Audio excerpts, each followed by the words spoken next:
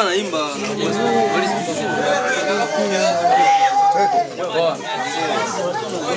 Umetisha mwanangu.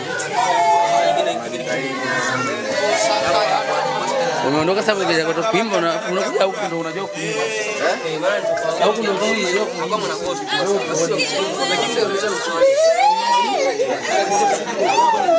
Cha Abdalla. Yes. Mwana kwambia hivi. Tushauriane. Ushauriane. Uongozi na wewe ambao unaenda mbalimbali. Uwezi kuanguka kuna mtu kimtamgamia. Sababu tumekaa